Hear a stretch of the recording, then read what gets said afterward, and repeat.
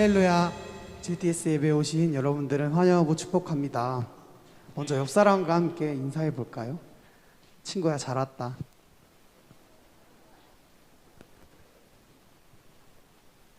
은혜로운 찬양 시간 될 줄 믿고 선포합니다. 찬양하시겠습니다.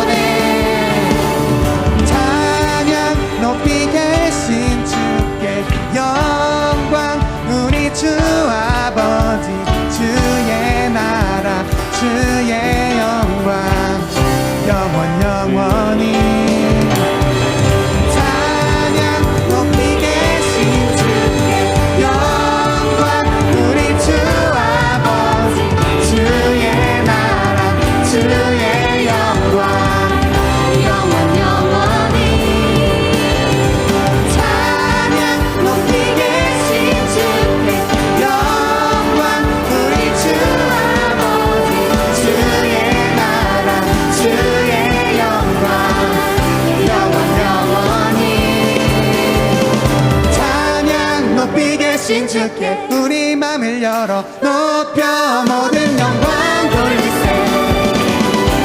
주 사랑하는 자 다 주께 나와 높이세. 주의 영원에 찬양 높이 계신 주께 우리 맘을 열어 높여 모든 영광 돌리세.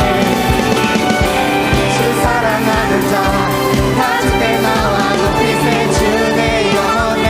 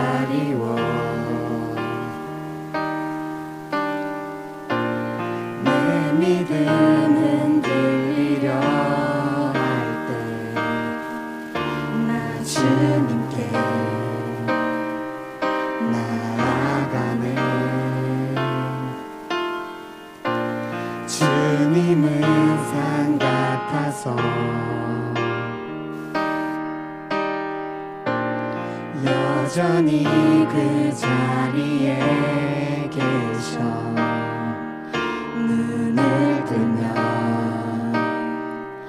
보이리라 날 위한 그 사랑 주는 나의 도움이시며 주의 계획 영원하시네 주의 위엄 앞에 믿음으로 순종해 예배드리리 주님께서 날 이끄시며 주가 항상 함께 하시네 주의 사랑 안에 믿음으로 순종해 예배드리리 영원히 안개가 날 가리워 안개가 날 가리워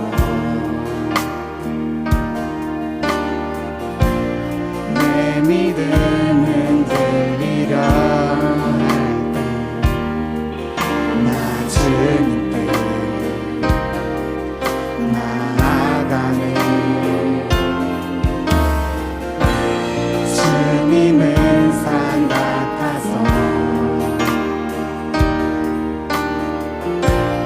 여전히 그 자리에 계셔 눈을 들면 보이리라 날 위한 그 사랑 주는 나의 도움이시며 주의 계획 영원하시네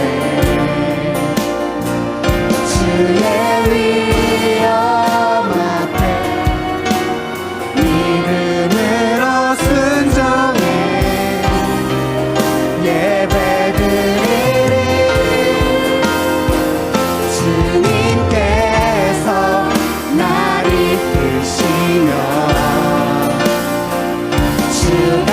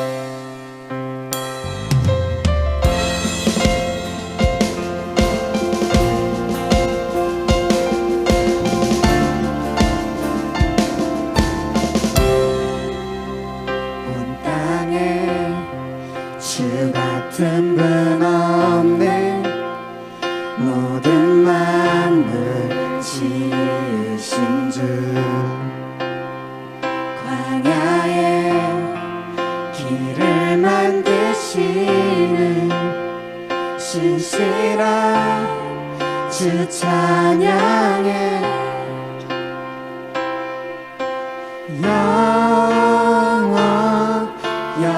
영원히 주만 높이리 예수 구원자 나의 길과 빛 되신 주 내 마음 다해 주를 찬양해 나의 길과 빛 되신 주 온 땅에 주 같은 분 없네 어두운 세상 비추시네 언제나 신실하신 주님 내 영혼 주실래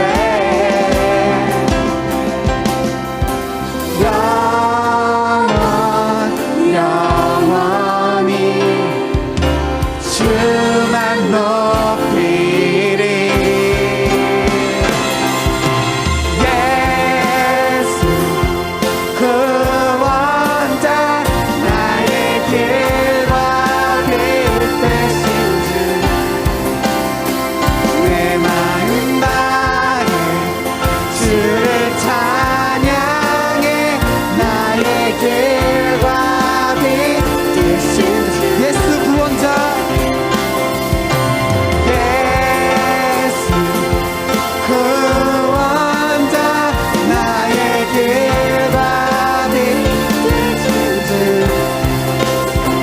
내 마음 다해 주를 찬양해 나의 길과 빛 되신 그 이름 예수 그 이름 예수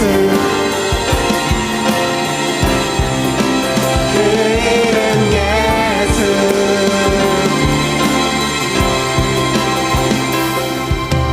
온 땅 위에 주 영광 임하네 온 땅 위에 주 영광 임하네 온 땅 위에 주 영광 임하네 온 땅 위에 주 영광 임하네 온 땅 위에 온 땅 위에 주 영광 임하네 온 땅 위에 온 땅 위에 주 영광 임하네 예수 구원자 나의 길과 빛 되신 주 내 마음 다해 주를 찬양해 나의 길과 빛 되신 예수 구원자 예수 구원자 나의 길과 빛 되신 주 내 마음 다해 주를 찬양해 나의 길과 빛 되신 주 그 이름 예수 그 이름 예수 그 이름 예수 그 이름 예수 그 이름 예수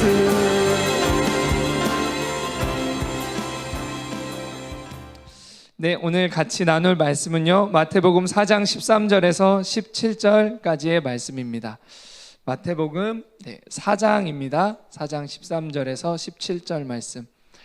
네, 여기 현장에 계신 분들도 그렇고 또 집에 계신 분들 지금 성경책이 앞에 없으시면 성경책을 꼭 가져오시고 또 조회 규칙책, 필기구, 또 형광펜 등 지참하셔서 또 예배 말씀 드리면 좋겠습니다. 네. 제가 읽고요. 마지막 17절을 같이 읽도록 하겠습니다. 이때 예수께서 갈릴리로부터 요단강에 이르러 요한에게 세례를 받으려 하시니 요한이 말려 이르되 내가 당신에게 세례를 받아야 할 터인데 당신이 내게로 오시나이까. 예수께서 대답하여 이르시되 이제 허락하라. 우리가 이와 같이 하여 모든 의를 이루는 것이 합당하니라 하시니 이에 요한이 허락하는지라. 예수께서 세례를 받으시고 곧 물에서 올라오실새 하늘이 열리고 하나님의 성령이 비둘기같이 내려 자기 위에 임하심을 보시더니 하늘로부터 소리가 있어 말씀하시되 이는 내 사랑하는 아들이요 내 기뻐하는 자라 하시니라. 아멘. 오늘 같이 나눌 말씀의 제목은요, 예수님의 사역 준비, 기본이 핵심이다. 네, 1편이에요. 방학이 좀 다가오는 것 같아요. 유학 갔던 친구들도 좀 들어와 있고요. 기말고사도 대부분 학교가 끝났죠. 네. 또 유학에서 이렇게 돌아온 우리 친구들 한국에서 또 영적으로 충전하시고 또 준비하셔서 또 가서 잘 또 승리하시길 바래요. 자, 오늘 여러분들과 이어서 계속 나눌 말씀은요, 우리 또 예수님에 대해서 보겠습니다. 우리가 롤모델이 있다는 것은 그 사람에게 있어서 굉장히 축복이죠. 네. 근데 우리의 진짜 롤모델이 되시는 분, 네, 그 예수님에 대해서 오늘 또 보도록 할게요. 네, 오늘은 그 예수님이 사역을 이제 시작하실 때 어떤 준비 가운데 시작을 하게 되셨나, 그러한 부분이에요. 여러분, 시작이 반이다 그런 말이 있죠. 살면서 보니까 이 말이 굉장히 맞는 말이더라고요. 실행력이 약한 사람, 특별히 완벽주의가 강한 사람은 일단 해야 할 일을 망설이지 말고 해야 해요. 시작하는 것이 중요해요. 실행력이 좀 약한 사람, 완벽주의가 강한 사람은 소감 한 편을 쓰는데 일주일 내내 고민하다가 시간 쫓겨가지고 그렇게 내거나 못 내거나 그래요. 고민을 너무 많이 해서. 네, 그런 사람은 일단 컴퓨터 앞에 앉든지 펜을 들고 뭐라도 일단 적어봐요. 그러면 반 이상은 써집니다. 네. 이 말이 참 맞는 말이에요. 근데요, 또 하나 우리가 무언가를 시작할 때 한 가지 또 중요한 사실이 있어요. 기본이 중요하다는 거예요. 기본하면 낮은 차원의 것이라 이렇게 우리가 생각할 때가 많이 있어요. 그래서 악기를 배우거나 또 건물을 짓거나 수학 문제를 풀 때 기본을 정확하게 하지 않고 오히려 그냥 더 결과만을 좋은 결과만 얻기를 바래요. 드럼도 그냥 앉아가지고 한 번에 막 쳐버리기를 원해.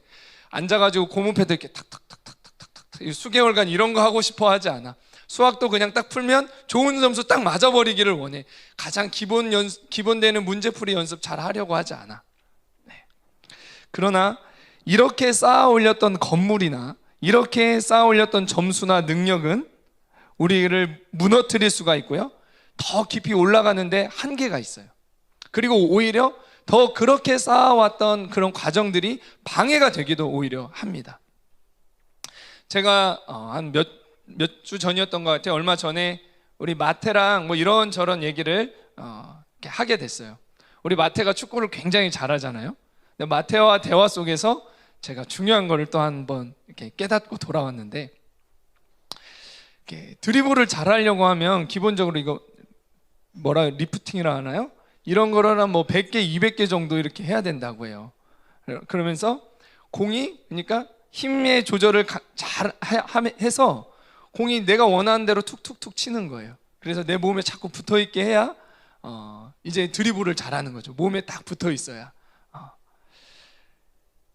이게 이제 어떤 가장 기초가 되는 연습이라는 것을 알았어요. 저는 이제 운동을 굉장히 좋아합니다. 그리고 뭐 축구도 좋아해요. 근데 드리블을 너무 잘하고 싶어. 그래서 마음은 메시인데 드리블을 한 번 하고 툭 치면 어느새 공이 저기가 있어. 그럼 다른 사람이 또 뺏어가더라고. 마음은 이미 한 두세 명 막 제끼고 막 골대까지 갔는데 그게 안 되더라고요. 그래서 중요한 게 내가 이거부터 해야 되는구나. 처음부터 막 몇 명 제끼고 이럴 생각할 게 아니라 요거 잘해야 되는구나 라는 것을 크게 깨닫고 돌아왔어요. 네. 기본이라는 말은요, 낮은 수준의 것을 일컫는 말이 아니라 무엇이다? 핵심이에요. 기본을 항상 놓치지 않고 충실하는 것이 우리의 인생과 무엇을 시작하고 또한 때론 도전하려고 할 때 가장 중요한 키포인트입니다. 오늘 본문은 지난 말씀에서 본 것처럼 예수님이 나사렛에서 청소년 시기, 청년 시기를 보내시고 이제 공적인 사역을 시작하시려고 하는 그때에 일어났던 그런 사건이에요.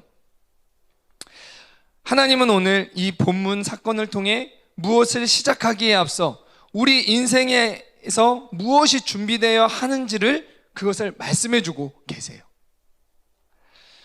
어떤 공적인 사역을 시작하기 전에 그럼 예수님이 무엇을 하셨고 그 일을 통해서 어떤 이런 일들이 일어났는지 그것을 통해서 우리 인생에서 무엇이 진짜 중요한 것이고 무언가를 새롭게 시작할 때 또한 도전하고자 할 때 항상 점검해 봐야 될 것, 다시 한번 돌아가서 생각해 봐야 될 것이 무엇인지를 보도록 할게요. 오늘 말씀을 통해서 흔들리지 않는 건물을 짓는 것과 같은 그런 저와 여러분의 삶이 되시기를 바랍니다. 오늘 본문이요, 이때에라고 시작이 되고 있어요. 이때가 언제냐? 세례 요한이 예수님 앞서서 광야에서 회개의 세례를 전파하며 예수님이 오실 그 길을 예비하고 있는 그 때를 말합니다. 바로 이때에 먼저 예수님이 어떻게 하셨느냐? 지금까지 살아오셨던 갈릴리라는 지역의 나사렛 동네에서 나오셔서 세례를 받으셨어요. 예수님이 사역을 준비하실 때 하셨던 일이 무엇이냐? 세례를 받으신 일이었어요. 예수님이 세례를 받으시러 나오신 때 세례 요한이 회개하라, 천국이 가까이 왔다라고 하면서 회개를 선포합니다.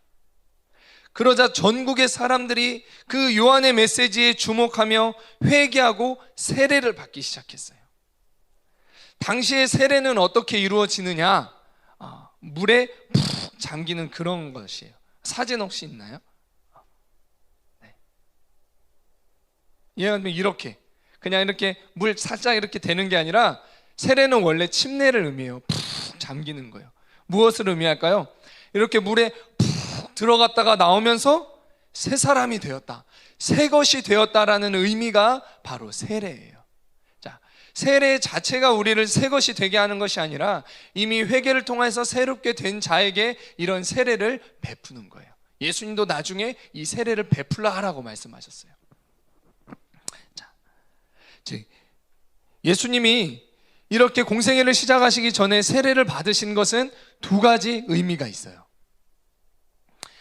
예수님은 하나님이시고요, 하나님의 아들이세요. 그렇기에 구원과 회개의 의미가 담긴 세례를 굳이 받으시지 않으셔도 돼요. 그런데 예수님이 이렇게 하신 이유는 새로운 사역을 시작할 때 또 우리 인생에서 기본, 가장 중요한 것, 그것이 무엇인지 알게 하시기 위해서예요. 자, 첫 번째로 예수님이 우리를 위해 세례를 받으신 그 의미는 무언가를 새롭게 시작하려고 할 때 우리 인생에서 가장 중요한 것, 그것을 말하고 있는데 그것이 무엇이냐? 즉 거듭남이에요. 거듭남은 새롭게 태어남, 영어로는 born again입니다. 왜 우리가 무언가를 새롭게 시작하려고 할 때 이것이 필요하냐면 죄로 인해 죽은 내 영이 다시 살아나야 하나님과 교제가 되기 때문이에요. 영이 죽어 하나님과 소통이 없는 인생은 내가 내 마음대로 사는 그런 인생이 돼요. 창조주 하나님의 뜻을 알 수도 없고 내 마음대로 하게 됩니다. 하나님과 교제의 문이 우리가 열어질 때에야 하나님의 영광을 위해 살 수 있고 하나님 아버지 안에서 속지 않고 보호받는 그런 삶을 살아갈 수 있는 거예요. 자, 그럼 우리가 어떻게 거듭나게 되느냐? 베드로가 사도행전에서 말씀합니다. 사도행전 2장 38절 말씀이에요. 베드로가 이르되 너희가 회개하여 각각 예수 그리스도의 이름으로 세례를 받고 죄사함을 받으라. 그리하면 성령의 선물을 받으리니. 아멘. 우리가 회개하고 예수님을 믿음으로 거듭나게 되는 것입니다. 거듭나게 됨으로 인하여 하나님과 교제가 이루어지는 거예요. 하나님의 말씀이 깨달아지는 것입니다. 영적인 세계가 깨달아지는 거예요. 죄로 인해 하나님과의 교제가 막힌 우리에게 필요한 것은 내 죄를 위해 이 땅에 오신 예수님, 내 죄의 값을 십자가에서 대신 죽음으로 갚아주신 예수님을 바로 구원자로 믿음으로 죄사함을 받고 다시 영이 사는 거듭남이에요. 예수님을 아직 나의 그리스도로 분명하게 믿지 않으시거나 내 마음의 분명한 주인으로 모시지 않으셨던 분은 먼저 예수님을 분명한 그리스도, 구원자로 고백하시고 영접하시기를 바랍니다. 우리가 7월 18일 주일은 친구 초청 예배로 드리게 돼요. 친구 초청 예배는 기존과 좀 다른 형태로 예배를 드리게 돼요. 매주 그렇게 하면 좋은데 왜 그때만 그렇게 하나요? 우리가 그렇게 하는 이유는요, 그렇게 해서라도 한 영혼이 창조주이시고 우리의 아버지이신 하나님과 관계가 다시 회복되고 구원받게 하기 위해서예요. 거듭남과 영적 생명이 많은 일을 하는 것보다 훨씬 더 중요하기 때문에 그런 겁니다. 나의 가까이에 있는 친구, 또한 선배나 후배, 그 친구들에게 다른 많은 좋은 것들 줄 수도 있지만 무엇보다 하나님과의 관계, 그 구원을 선물로 주시기를 바랍니다. 또 이미 예수님을 분명한 나의 그리스도로 영접한 그러한 친구들은 거듭남의 의미를 좀 더 확장해서 적용하시기를 바라요. 바로 어떤 일을 하기에 앞서 더 중요한 것은 내 영혼이 새롭게 되는 거예요. 내 영이 새롭게 될 때 환경 속에서 하나님의 인도하심과 형통하심이 나타나게 됩니다. 그래서 사도 바울은 사랑하는 성도들을 위해서 기도할 때 어떻게 기도했냐면요, 요한 3서 1장 2절 말씀이에요. 사랑하는 자여, 내 영혼이 잘된과 같이 내가 범사에 잘되고 강건하기를 내가 간구하노라. 바울은 사랑하는 사람을 위해 기도할 때 무엇을 위해 기도하나요? 먼저 그 영혼이 잘되기를 구하고 있어요. 이것이 가장 중요하기 때문이에요. 그리고 모든 일이 잘되고 강건하기를 구하고 있습니다. 내 영혼이 잘될 때, 내 영혼이 생명을 갖게 되고 새롭게 될 때 범사에 하나님이 주시는 축복도 있게 되기 때문이에요. 지금 나의 모습은 어떤 모습인가요? 내 영은 영적 생명을 잃어가며 점점 죽어가지만 무작정 학업과 진로 준비에만 매달리고 있지는 않으신가요? 아니면 무엇을 해야 할지 몰라서 자포자기하며 게임이나 미디어에 그렇게 집중하고 계신가요?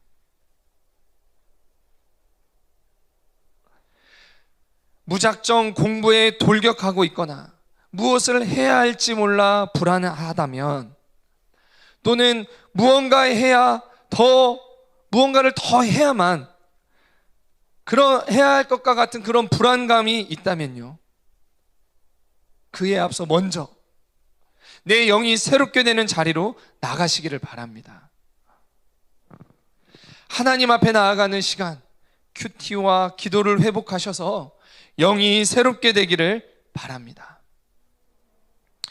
그러면서 공부에 돌격하시고 불안해하기보다는 하나님과 하나하나 주어진 일들을 해나가시기를 바라요. 두 번째로 예수님이 세례를 받으신 것을 통해 알 수 있는 것은요, 예수님의 겸손하신 성품을 알 수 있어요. 세례 요한은 예수님이 자신에게 세례를 받으시려고 하자 만류해요. 아니, 제가 예수님께 세례를 받아야죠. 제가 어떻게 예수님에게 세례를 베풉니까? 그러자 예수님이 이렇게 하는 것이 하나님의 의를 이루는 것이다. 하나님의 의, 하나님의 어떤 정의, 그리고 어떤 공정, 그것을 이루는 것이다 라고 하셨어요. 예수님이 하나님의 아들이심에도 세례를 받으신 것은요, 예수님이 우리와 똑같이 모든 절차를 거치시기 위해서였어요. 예수님은 내가 하나님의 아들인데 요한이 내 말을 듣고 나한테 세례를 받아야지, 내가 요한에게 세례를 받아? 자존심 상해서 이런 거 안 해, 이러한 태도를 보이지 않으셨습니다. 이렇게 하는 것이 하나님의 모든 정의, 공정을 이루시는 것이기 때문에 예수님은 공생애를 시작하시기 전에 세례 요한에게 기꺼이 세례를 받으셨어요. 우리가 이것을 통해서 알 수 있는 것은 예수님의 그 겸손함입니다. 여러분, 겸손이 뭘까요? 겸손. 저 못해요. 저는 아닌 것 같아요. 왜? 이게 겸손인가요? 겸손이란 하나님의 뜻에 나를 맞추는 거예요. 겸손은 하나님의 뜻에 나를 맞추는 것이 겸손이에요. 하나님의 뜻대로 따라갈 수 있는 마음이 겸손한 마음이에요. 내 주장과 생각이 있지만 나보다 하나님의 말씀과 하나님을 신뢰해서 내 뜻을 버릴 수 있는 것이 겸손함이에요. 하나님이 말씀하셨기에 나를 부인하고 말씀을 지키는 자, 그 말씀을 행하는 자가 겸손한 자인 거예요. 반대로 하나님의 말씀은 잊고 말씀에 순종하는 것을 포기하고 내 뜻대로 하는 사람이 교만한 사람이에요. 하나님이 아무리 말씀을 주셔도 하나님의 말씀 앞에 내 뜻을 꺾을 줄 모르고 내가 옳다고 주장하며 사는 사람이 바로 교만한 사람이에요. 자, 하나님이 사랑의 마음으로 예를 들어서 한 번은 마음의 문을 열고 하나님의 말씀에 집중합시다, 하나님을 바라봅시다, 아무리 얘기해도 꼼짝도 안 하는 마음이, 자, 영적인 의미에서 보면 그게 교만이에요.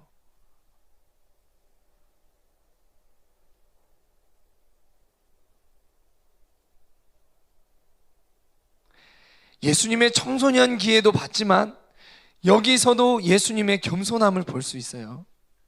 하나님의 의를 이루기 위해 자기를 부인하시고 하나님의 뜻에 순종하셔서 요한에게 세례를 받으셨죠. 예수님이 늘 하나님과 동행하시고 하나님을 나타내시고 사람들이 예수님을 보면 막 하나님을 알기 시작했어요. 와, 하나님 멋지다, 하나님 대단하신 분이십니다. 막 예수님을 보면 하나님이 막 나타났어요. 그리고 또 하나님의 은혜와 축복 속에서 예수님이 그렇게 살아가실 수 있었던 것은 중요한 체크 포인트가 있습니다. 바로 겸손함이에요. 야고보서 4장 6절 말씀입니다. 우리 다 같이 한 목소리로 한번 읽어보겠습니다. 네, 시작. 그러나 더욱 큰 은혜를 주시나니 그러므로 일러스되 하나님이 교만한 자를 물리치시고 겸손한 자에게 은혜를 주신다 하였느니라. 아멘. 하나님은 교만한 사람은 어떻게 하세요? 물리치세요. 겸손한 자는 가까이 하세요. 그래서 교만한 자는요, 하나님의 임재 동행하심을 느끼지 못해요. 그러나 겸손하면 하나님의 은혜를 경험하고 하나님이 내 삶에 늘 함께 하심을 느끼게 됩니다. 이게 영적인 여러분 원리예요. 꼭 여러분 기억하시길 바래요. 하나님은 말씀하시고 그걸 이루십니다. 하나님과 동행하고 싶으신가요? 나를 통해 하나님이 누구신지 다른 사람이 보기를 원하나요? 하나님의 능력이 나타나기를 소망하시나요? 네. 그렇다라고 한다면요, 하나님이 가까이 하셔야 되는데 겸손하셔야 됩니다. 여러분, 하나님 정말 만나기 원하시죠? 하나님이 이미 말씀해 주셨습니다. 겸손한 자를 내가 가까이 하겠다. 교만한 자는 물리치겠다. 제가 여러분 어떻게 해드릴 수 없어요. 제가 여러분 막 어떻게 하는 하나님 만나게 해드릴 수 없습니다. 하나님 분명히 말씀해 주셨어요. 겸손한 자를 하나님이 늘 가까이 하세요. 그러니까 그 사람이 그 영적인 열매를 맺는 거예요, 하나님 앞에서. 그러니까 나중에 하나님의 심판대 앞에 가서는 아무것도 우리가 불평할 수가 없어요. 하나님이 그 나의 교만했던 모습을 딱 비추신데 무엇라고 말하겠어요? 그때 그 순간 너의 교만함, 하나님이 예를 들어서 영혼의 눈을 열어서 딱 보게 하시는데, 심판대 앞에 가서 하나님 나한테 나는 왜 안 만나주시고, 나와 왜 동행 안 하시고, 하나님 나한테 왜 축복을 안 주시고, 하나님 왜 나는 들어서 안 쓰시고, 뭐 변명할 거리가 없죠.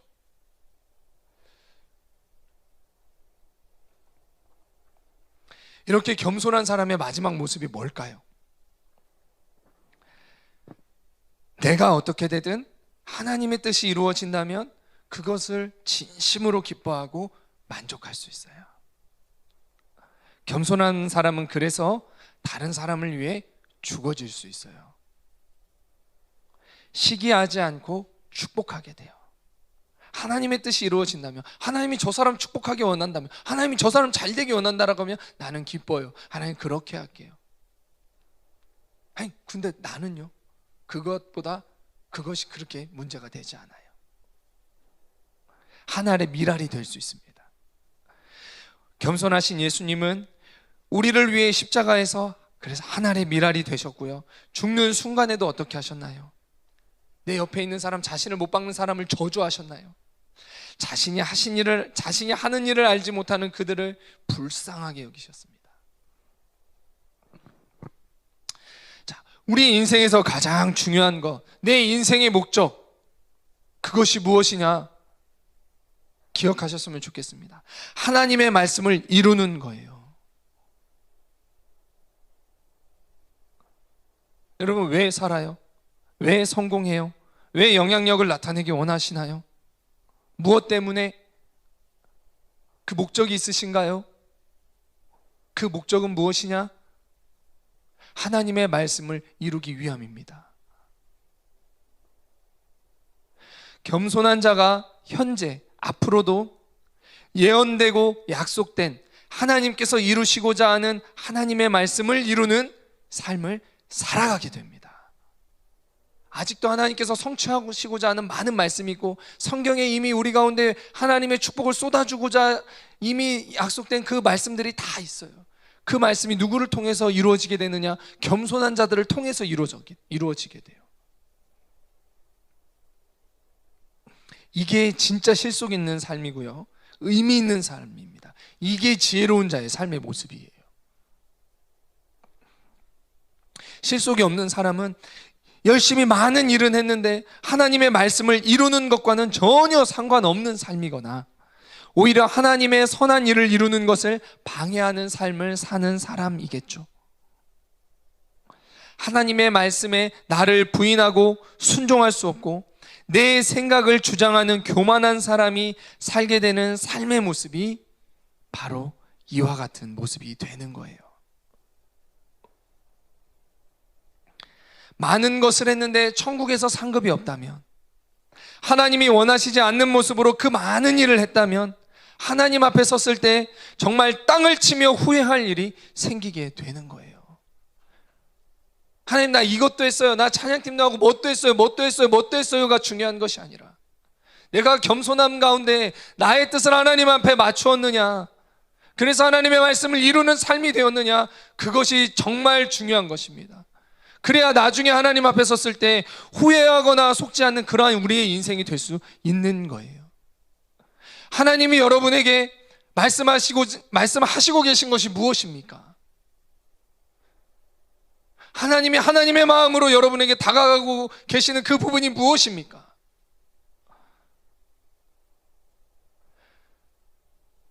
그러할 때 나를 부인하고 그것에 나를 맞추는 것이 겸손함이에요.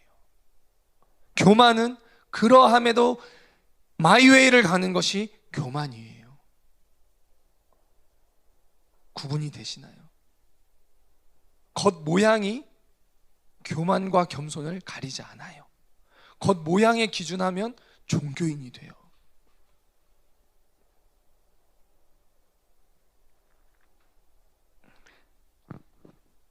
자, 많은 일, 중요한 일을 하는 것보다 기본이 되는 것이 겸손이에요. 겸손의 인격을 지금부터 훈련받는 것이 필요합니다. 지금부터라도 다시 선포되는 말씀 앞에 내 뜻을 꺾고 순종하는 것을 연습하고 훈련받으시기 바랍니다. 기본이 핵심이에요. 여러분, 신앙 지금 뭐가 안 돼도 괜찮아요. 하나님의 은혜가 너무 중요한데요, 하나님이 반드시 정말 여러분들을 축복하시고 놀라운 은혜 반드시 부어주세요. 더 중요한 게 무엇이냐? 기본이 핵심이에요, 여러분. 이것을 훈련받으실 수 있어야 돼요. 그래야 예수님 곁에 끝까지 남아요. 세상 환경이 어떻게 되든 끝까지 주님 곁에 있고요, 그 사람을 통해서 하나님의 예언된 말씀이 완성되어져 갑니다.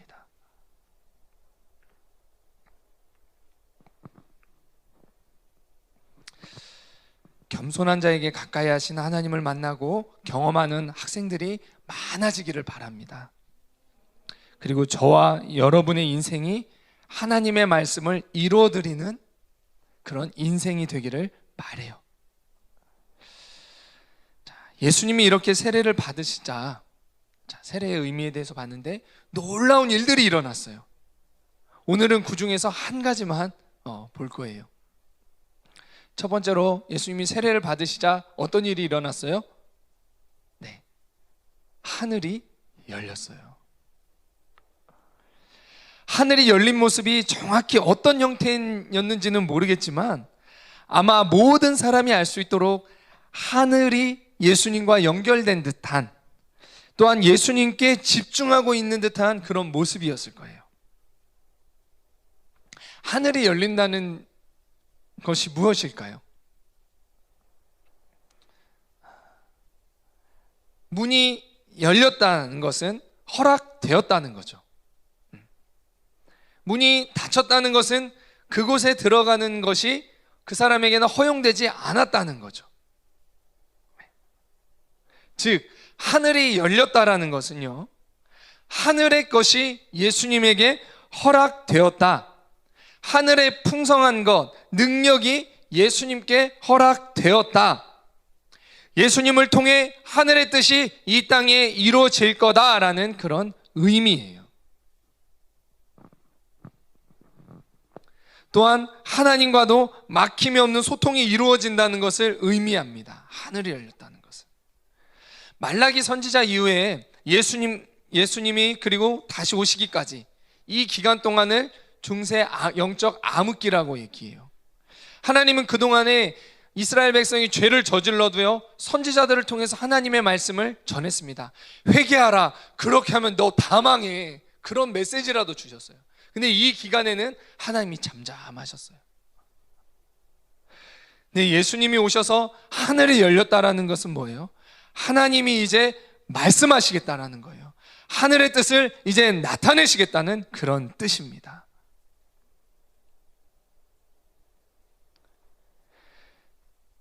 바로 하나님의 뜻이 예수님을 통해 이 땅에 풀어지기 시작할 거라는 그 사인을 하나님께서 예수님이 순종하셔서 세례를 받으시자 그것을 보여주신 겁니다. 그 사인을 보여주신 거예요. 자, 더 쉽게 말하면요, 우리의 삶에 적용한다면, 우리가 아무리 기도해도 응답이 없는 것 같고, 아무리 하나님의 뜻이 이 땅에 이루어지게 해달라고 기도해도 안 이루어지고 있는 그때는 하나님이 우리에게 아직 닫힌 문을 주신 거예요. 그러나 믿음이 들어오고 기도 응답이 오고 하나님의 공의가 이 땅에 이루어지고 꽉 막힌 것이 뚫어지며 형통하게 되는 것은 하나님이 지금 우리에게 열린 문을 두셨기 때문이에요. 하나님이 우리에게 열린 문을 주시면요, 내 기도를 통해 하나님의 뜻이 하늘에서 이루어진 것 같이 땅에서도 이루어지는 것을 경험하게 됩니다. 우리에게는요, 열린 문이 필요해요. 열린 문은 하나님의 주권이고요. 오늘 말씀에서도 예수님의 모습에서 또 본다면 또 무엇이에요? 예수님이 때를 따라 살아오셨고 하나님의 뜻에 겸손히 순종하시자, 그래서 세례를 받으시자 하늘의 문이 열려진 겁니다. 우리의 인생 모든 일은 열린 하늘이 필요해요. 열린 하늘 좋은 거예요, 여러분. 열린 하늘이 필요해요. 여러분, 어떤 일을 맡게 되셨나요? 여러분, 진로를 준비하고 계시나요? 열린 하늘을 위해서 기도하시기 바라요. 하나님의 축복이 부어지고요, 하늘의 것이 더해지고요, 하나님의 뜻이 나의 이 준비되는 과정을 통해 나타나지도록 열린 하늘을 구하시기를 바랍니다. 구하세요. 주십니다. 겸손하게 간절하게 구하세요. 하늘의 문을 열어달라고.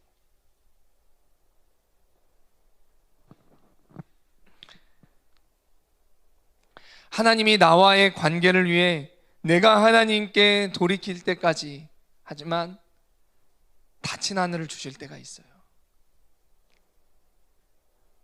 하나님이 그렇게 내가 돌아오기를 바라서 닫힌 하늘을 나에게 허락하셨는데, 근데 우리는 어떻게 살아가냐면요, 하늘이 닫힌 채 내 힘으로 열심히 살아가요.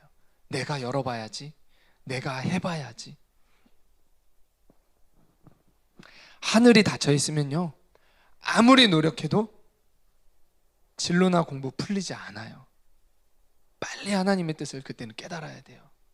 내가 이렇게 가고자 한다고 해서 그게 열려질까? 안 열려집니다. 자, 진짜 되는 일 오지게 없네. 이런 얘기가 아니야. 되는 일 진짜 없어. 진짜 요즘 뭐 킹이라는 말이 유행하는. 진짜 킹 재수없고 되는 일 하나도 없어. 막 이런 말 우리가 막 가끔 하잖아요. 되는 일이 없는 상태, 해도 안 되는 상태가 무슨 상태예요? 나에게 하늘이 닫힌 상태예요.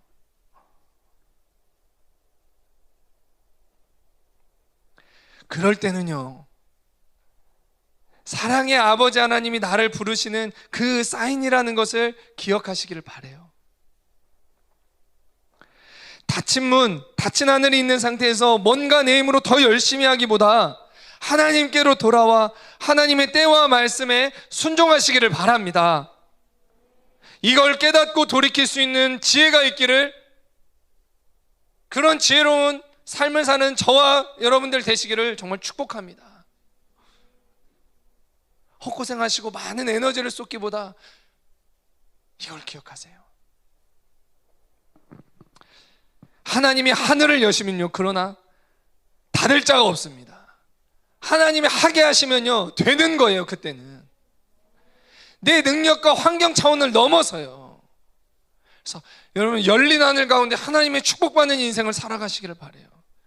내가 하늘을 상대로 하늘을 열어제끼려는 그런 인생을 살아가는 것이 아니라, 그런 안타까운 삶을 살아가지 마시고 하나님을 상대로 하나님이 열어주시는 하늘 아래서 살아가시기를 바랍니다. 하나님과의 교제 가운데. 여러분, 내 인생, 내 진로 주의 손에 달려 있어요. 하나님이 정말 여러분들 사랑하신다면 주께서 택하신 자, 주의 자녀된 자들의 인생과 그 진로가 누구의 손에 달려 있느냐? 그 인생의 형통함이 누구의 손에 달려 있느냐? 하나님 아버지의 손에 달려 있습니다. 하나님 아버지께로 돌아가세요.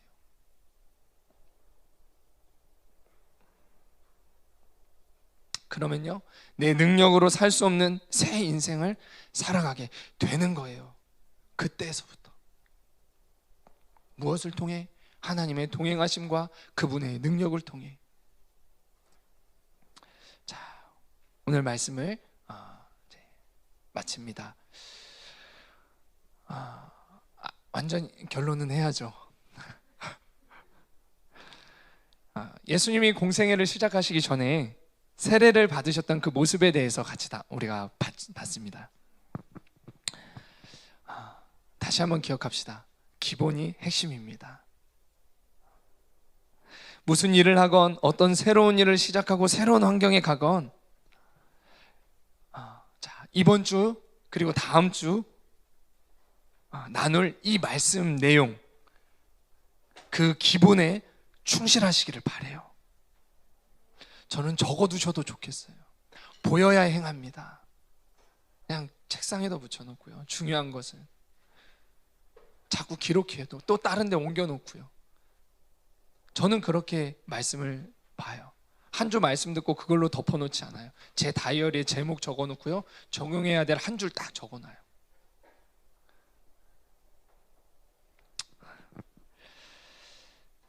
내 영이 거듭나는 것, 새롭게 되는 것이 여러분 첫 번째요. 하나님의 말씀에 나를 부인하고 순종하는 겸손이 첫 번째요. 하나님께로 돌이켜 하나님께서 내 삶의 닫힌 문을 여시는 것이 첫 번째라는 것을 기억하시기 바랍니다. 무엇보다 중요해요. 이번 한 주 이 말씀을 기억하고 우리가 고등학생이 되면서 진로에 대해 고민하면서 고3이 되면서 놓치고 있었던 것이 있다면 다시 그 기본을 붙잡으시기를 바랍니다. 하나님께서 예수님과 같이 예수님과 동행하시면서 축복하시고 하나님의 뜻을 나타내셨던 것처럼 그러할 때에 하나님이 나와 동행하시며 나를 축복하시고 나에게 말씀하시며 나를 통해 하늘의 뜻들을 이뤄 가실 것입니다. 기도할게요.